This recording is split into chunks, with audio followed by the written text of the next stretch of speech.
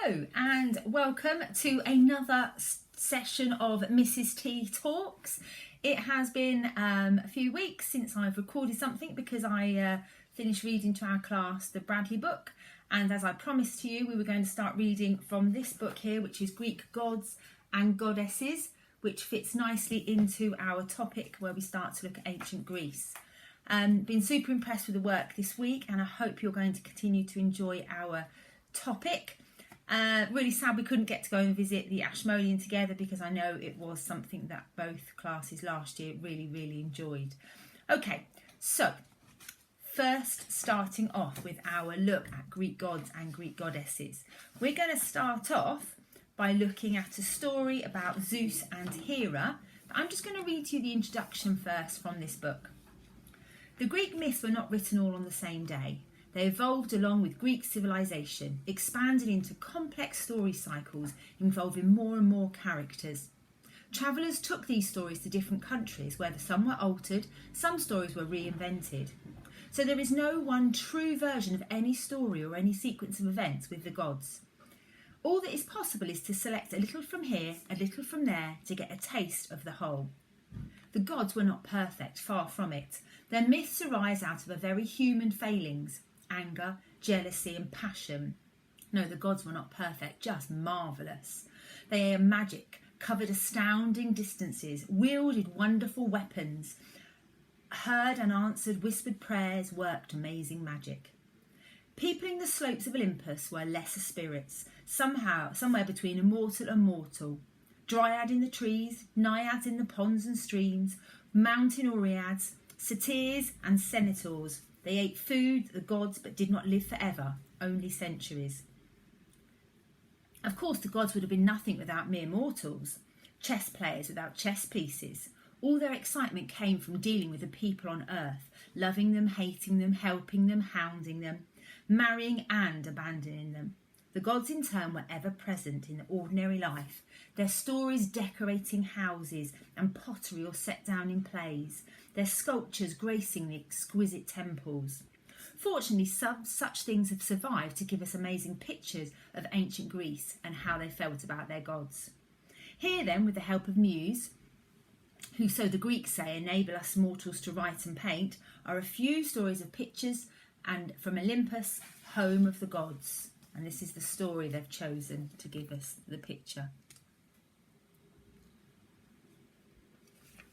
So this is the story Titans and Olympians. At the very outset of everything, heaven and earth had 12 sons and daughters, the Titans. The oldest boy, Kronos, when his hour had come, took his father's throne by force. Heaven cursed him. One day your son will take the power from you, then you will taste the sorrow that I taste now. Desperate to thwart the curse, Kronos swallowed all his own children. All that is but one, as yet unborn, for his pregnant wife ran away and gave birth in secret, and named the boy Zeus. Grown to mankind, finding his own hour had come, Zeus rescued his brothers and sisters from the bottomless belly of Kronos and did battle with the Titans, finally hurling them down deeper than the bottom of the universe. A few of them lived on, but their age was truly past. The age of the Olympians had dawned. Zeus and his brothers shared out the world between them, drawing lots and dividing up the prizes. Poseidon won the sea, realm of the mermaids, whales and the reefs. Hades won the underworld with all its glorious caves. And Zeus, shining Zeus, won the upper world, beach and forest and stream, continents and islands, deserts and mountains. Still, Mount Olympus was home to all three. Next, Zeus set about peopling the upper world. First he made a race of gold, perfect in form and perfectly happy.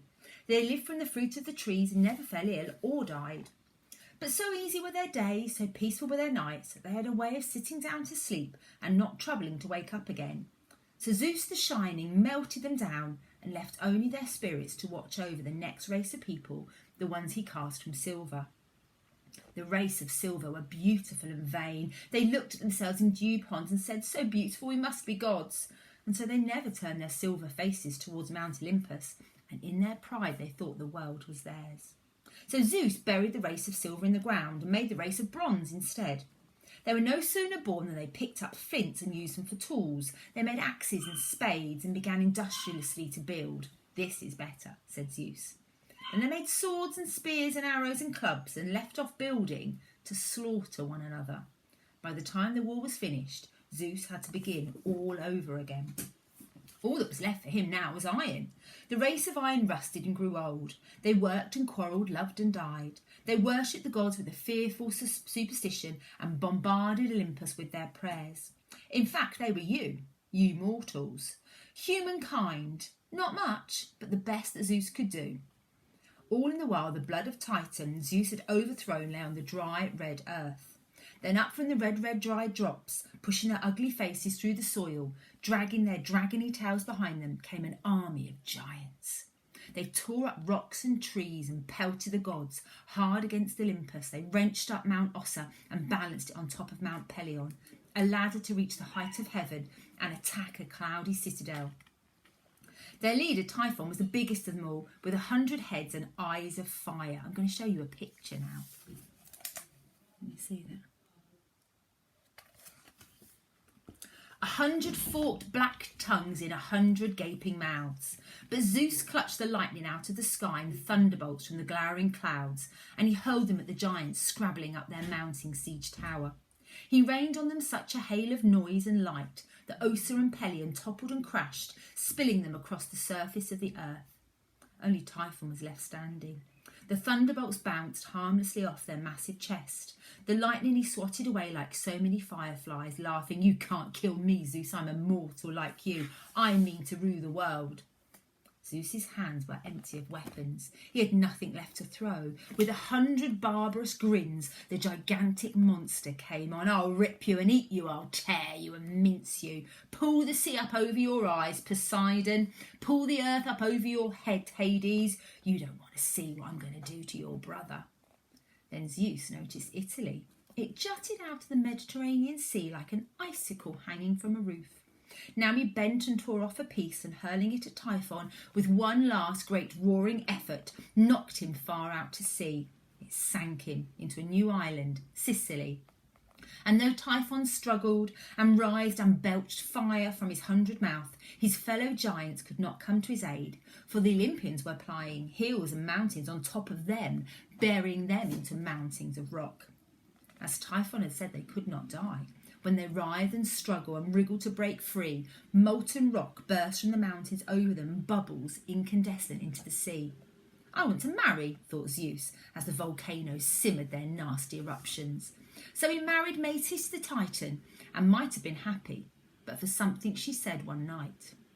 "You know, dear, it is prophesied that we shall have a child as wise and as great as anyone in heaven," she said. "As mighty even as you, my love. Think of that." Zeus did think. "My grandfather was overthrown by my father. My father I overthrew. What happens if this child overthrows me?" And opening his mouth, Zeus began to yawn and stretch. The more he stretched, the wider he yawned. And by the time he settled his head on the pillow to sleep, he was almost alone in bed. He had swallowed Metis, prophecy and all, and after that he was often troubled by headaches, but never any regrets, for there were plenty more women in the world. What an awful thing to do! The goddess Hera heard pecking at her palace window one winter's day, and she opened the shutters, and in fluttered a tiny cuckoo, shivering with cold. "You poor little thing," said Hera, her eyes filling with tears. "Let me warm you." Tenderly she cradled the cuckoo against the warmth of her body and stroked its ice-speckled wings. All day she kept it with her at bedtime and placed it on her pillow. All of a sudden the bed groaned under a huge weight, and a cuckoo disappeared, and in its place was Zeus smiling eagerly, saying, "Kiss me, my beauty." "Not unless you marry me," said Hera, rolling quickly out of bed. "I've heard all about you, Zeus. I have a mind to be queen of heaven, and the one and only shining love of Zeus." So Hera married her cuckoo. They say the mountains grew a mattress of emerald grass and a quilt of 1,000,000 flowers to make a fitting bridal bed for the king and queen of heaven. But Hera told him plainly, "I've heard about you and pretty women. This day forward your kisses are all for me, understand? Never let me hear of you wooing another woman." "I will never let you hear of it," promised Zeus, eyes wide and innocent, but behind him he kept his fingers crossed. Listen, is that another roll of thunder? Zeus and Hera are quarrelling again. It's probably about his philandering. The truth is he simply cannot resist a pretty face, and so his life with Hera has never been peaceful. Zeus's children are everywhere and few of them are Hera's. He has children by mortals, children by sea nymphs, children by wood nymphs and goddesses. Hermes, the messenger of the gods, has flown messages to Zeus past time number, mostly to women. Sometimes Hera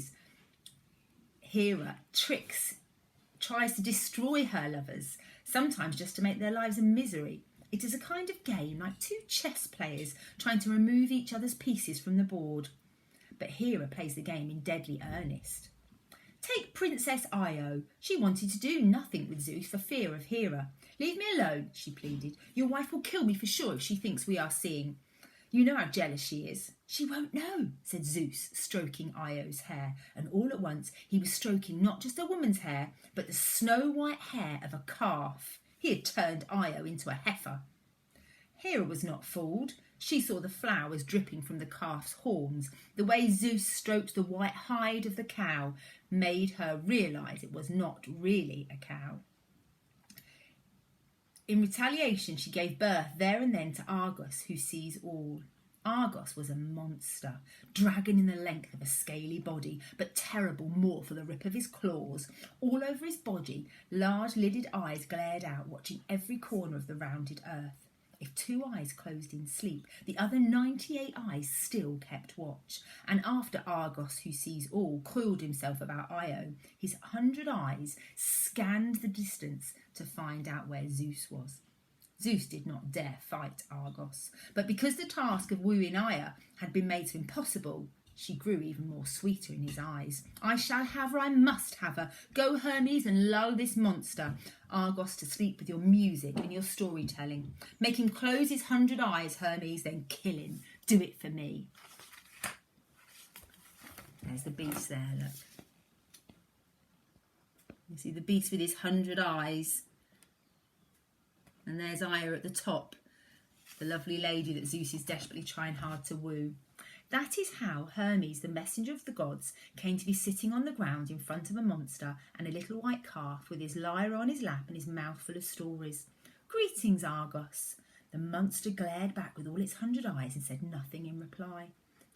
You don't know how much about us Olympians, do you, Argos? Being so newly born, I mean. Let me tell you a little about us. Let me tell you some of our stories. The Argus glowed wordlessly back with the eyes in its knees, the eyes on its feet, the eyes in its shoulders and its flank. But its 2 small ears flickered and waved and thought it must be listening. So Hermes began to tell stories of gods who lived on Mount Olympus. The sun shone agreeably warm on Argus, who sees everything, although it was too bright for some of his eyes. At the centre of his coils, the little calf Io trotted unhappily to and fro, the flowers on her horns wilting in the heat. Hermes made shade for himself with a branch of laurel and began. And here are the stories that he told. So I hope you enjoyed the first story about the god Zeus, and I can imagine the others that follow are going to be equally dangerous and monstrous, full of misdeeds and wrongdoings. So let's join me for the next one soon. Bye for now.